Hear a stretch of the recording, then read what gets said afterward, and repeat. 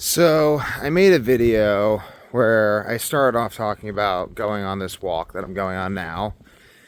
And it occurred to me after I ended the video that I never wrapped up the one thought that I had on Adderall immunizing me against Orientalism of the mind. And that's a fairly interesting thing to say, that Adderall has immunized me against Orientalism of the mind. And I want to start off by, for those who are not my longtime viewers, I want to start off by defining Orientalism of the mind. So to do that, I have to define Orientalism. So Orientalism is simply the opposite of Western thought. Like, there are these two poles. There's East and West. I guess there's also Africa. So Africa's where you go if you're like a pedophile. Just typically, like, that is where the pedophiles go. They go to Africa because you can still buy people's kids as slaves in Africa because they're still selling their children into slavery there. So, yeah, that's like Africanism. Africanism is like, I sell you into slavery because I don't really like you and we have no written history. Orientalism, I'll talk a little bit around them and then I'll give you a little, like, a hard definition and then I'll get into it. So Orientalism is like, okay, I'm not going to sell my kids into slavery, but I am going to genocide all of the people in power to take their land. And then the West comes by and the West is like, you genocided all those people to take their land. And then the Eastern Chinaman goes, yes, and now I have their land. And he's like, but you killed them all. He's like, yes, and they shall never come and take back their land again. Like, that's kind of how they think in the Orient. They're like Oriental history is a history of the government not really changing its structure, but of the familial race that runs the government being exterminated by a new race of people that come in and then take over everything. And like currently, like the communist revolution, it seemed like, I have to look into this. I know the Han Chinese, I think it's the descendants of Attila the Hun that are currently in power in China. And they're currently genociding the Uyghurs to take their land. That's just how it goes in the Orient. Like, they don't really believe in ideological supremacy. They believe in, like, racial supremacy. So, like, Africa, I would say the predominant ethic that pervades Africa is, like, the strongest man. Like, the strongest individual. And that's why, like, Africa produces genetic freaks. They produce, like, absolute genetic freaks because the ethic that pervades in Africa is the strongest individual because they don't have any systems. They don't have any ideas because they have no written history. They don't value systems or written history. They don't value any of that stuff. Try to give it to them, they'll burn it all up and tell you that you're trying to corrupt them with, like, white man's thinking or whatever. I don't know. So, I mean, they just burned down all the factories that they built, that the Chinese built in Africa. And Rome tried to colonize Africa, and Rome found it impossible. Like, Africa is determined to be Africa, and if you even talk to the Africans, they say, like, attempts to change Africa are, like, in the wrong ear because they're not going to change. They don't understand democracy. Once they have democracy, they just use the democracy to get their tribe into power, and then once their tribe's in power, they just loot everything. Oh, the power's off. Let's go steal all the electrical cables because we won't get zapped now, like Africa. And again, I'm not calling Africans stupid. There's a lot of smart Africans. They just all leave Africa because it's Africa and it sucks. Like, would you leave Africa? Like, you think you're smarter than all the Africans that left Africa? You know more about Africa than the Africans who are dying to leave Africa. Okay, cool. That's the kind of hubris. I don't even know what you could do with that kind of hubris. That's a lot of hubris. You should probably sell it. You'd make a lot of money because you got a ton of it. So, that's the ethic of Africa, is like the strongest man. And like, they almost view the systems and stuff as a threat to the idea of the strongest man.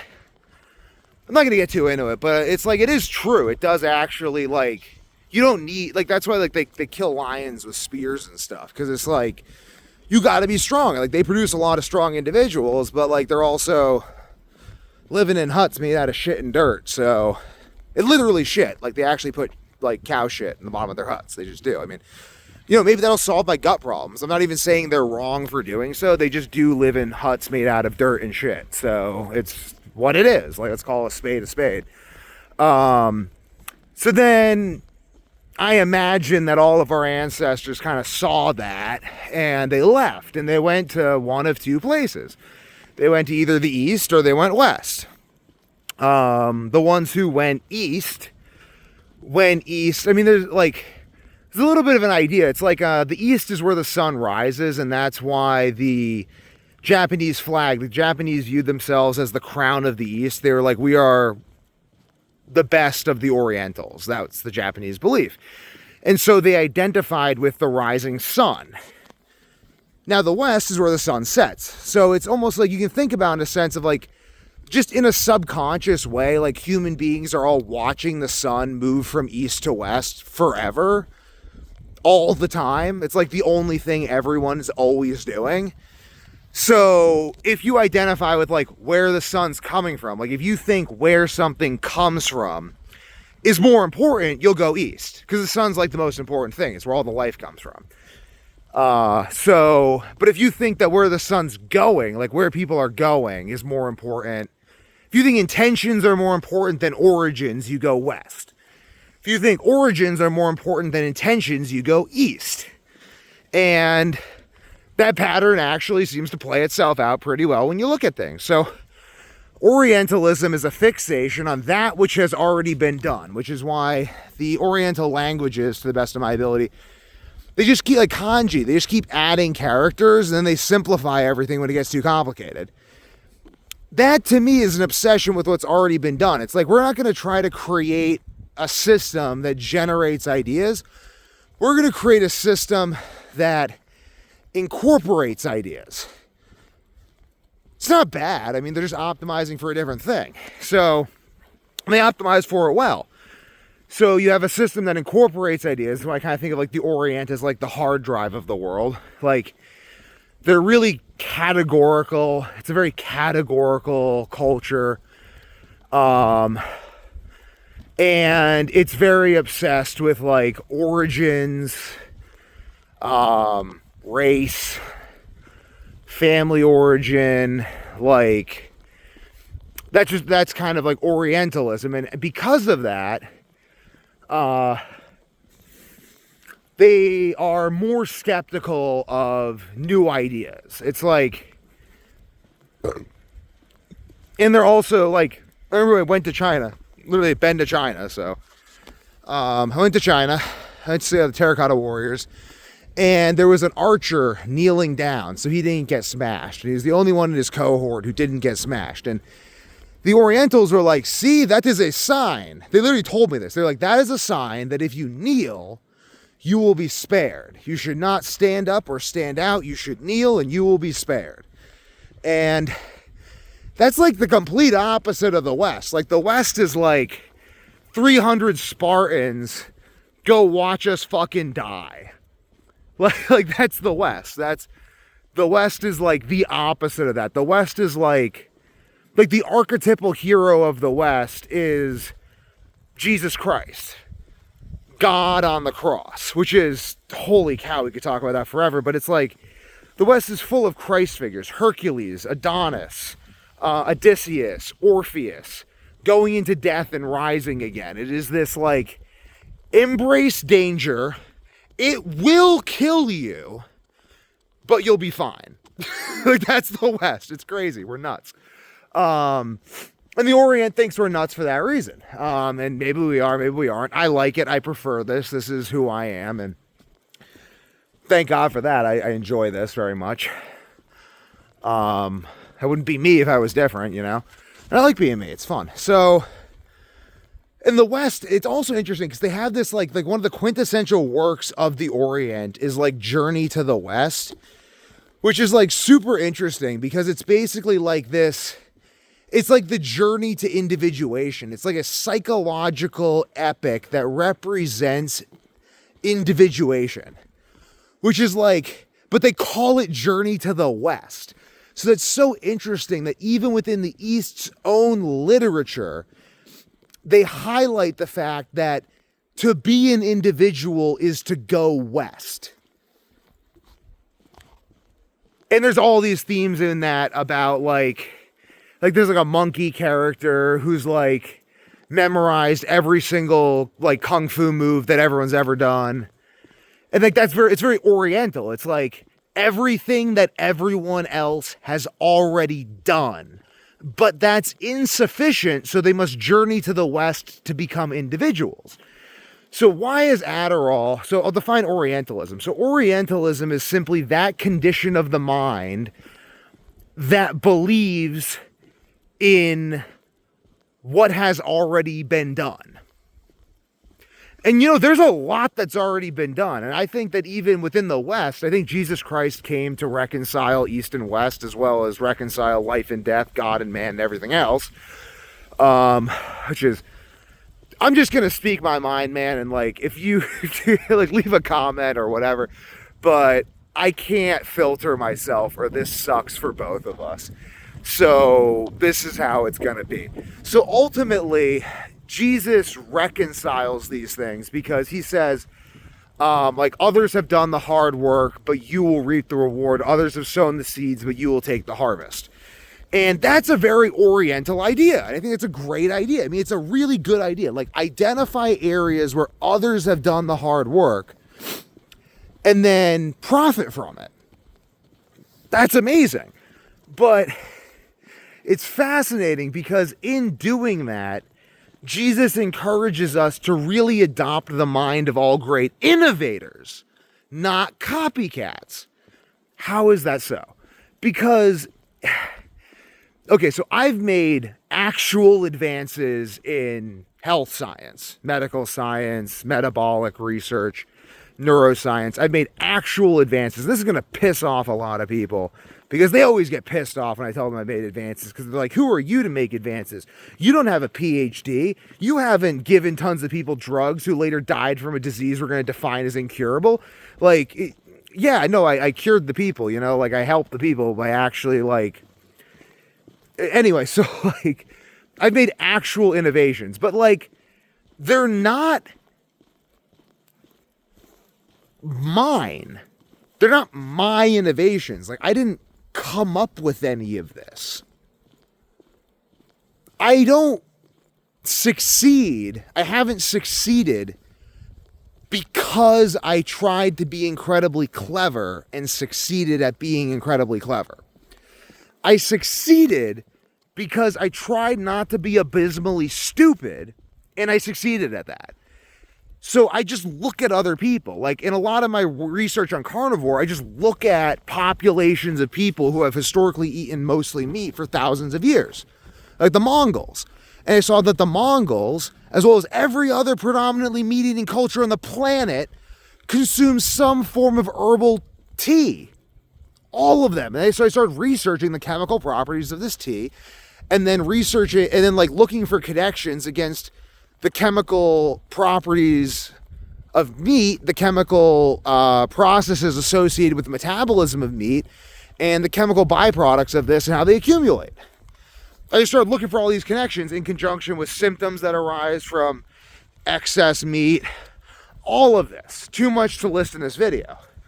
And by doing this, I made a lot of connections that validated some other ideas I had. And I had this crazy idea on psilocybin years ago that I could eat meat,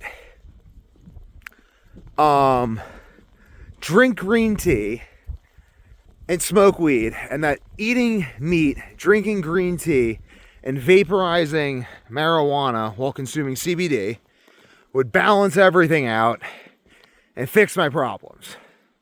Because green tea is the most yin food in traditional Chinese medicine. Red meat is the most yang food in traditional Chinese medicine. And then I could just kind of like consume tea as the stimulant to replace Adderall.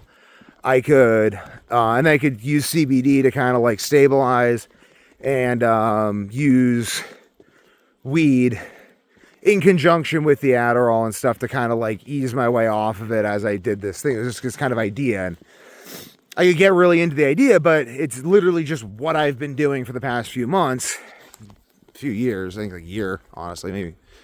But I had that idea when I couldn't even tolerate meat. This was before I did the research into the tea and read all about like iron and how iron feeds bad bacteria in your gut, and how it like destroys enzymes in your cells and causes excess oxygen species, and how this has feedback with like excess nitrogen from protein consumption, and how in certain metabolic states and stuff you'll get accumulation of iron and nitrogen, and this will create feedback loops, and it'll destroy the gut, and like all this stuff.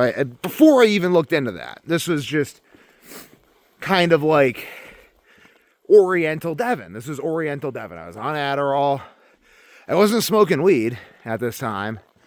I was kind of like, I was going through a period where I'd like quit weed for like months, and I'd start smoking weed again, and I'd quit it again, because I couldn't figure out what was going on in my brain. Like I was trying to normalize it, and I'd normalized it previously with Adderall.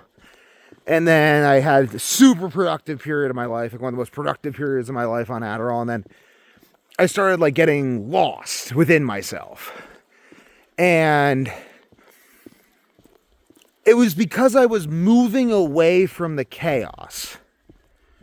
I was moving away from the chaos into what I perceived of as stability, but what was really death. And the reason for that is that Adderall was silencing or suppressing the part of my brain that thrived in the chaos, that sought the chaos, that used the chaos as a stimulant to generate ideas, test ideas, and optimize action based on this continual interest in chaos. So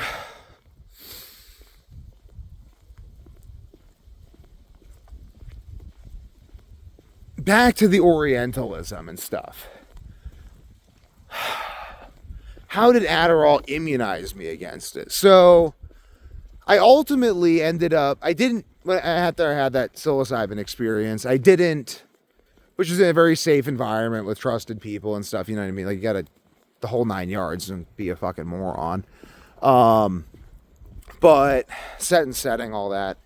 So basically I didn't act on it. I was like, that's crazy. That's too simplistic. It's like, oh, really? Like, I wasn't even on carnivore at the time. Like, really? Like, all my problems are going to be solved. Because I felt like shit. I was nauseous at times. Like, other times I'd feel good. There was no predictability to it. I've documented all of this. And basically, so like right now, actually, I feel really good. Like, I get like nauseous, like, a few times a week, but I don't really puke. I haven't like puked in a while. My pubes are pretty much solid. I feel really good. Like, I feel like right now in the past few days, I feel better than I felt in years. It just keeps on getting better. So, I'm gonna keep throwing those into these videos because I am documenting how I feel while I'm doing all this. So, it was too simplistic for me. I'm like, really? I get to smoke weed. I get to like smoke weed. I get to drink green tea, which I couldn't even tolerate at the time. It would give me like autoimmune reactions, which I get into later because of the detox and stuff. I had to like build up to that. Andy Cutler detox protocol. Look into it and then watch all my videos and you have a panic attack. But I was like, I get to drink green tea, which I can't even tolerate right now, so that doesn't make any sense. And then this is somehow going to enable me to do carnivore, which I can't do because whenever I eat only meat, I get super nauseous. And then I start losing my shit. Again, detox, but I didn't know that at the time in a super articulated way. Crazy how complicated this stuff is. Because whatever, I don't know. I know a lot, but I feel like embarrassed when I don't know everything, which is fucking stupid, but like, whatever, I don't know. My ego motivates me to learn more, so I guess that's good. Also, I just need to so I can be healthy. But basically, though, so I didn't buy it. I was like, if this is such a good idea, then why has no one had it before? And you know, that worked. The Adderall made me not inquire into that and everything.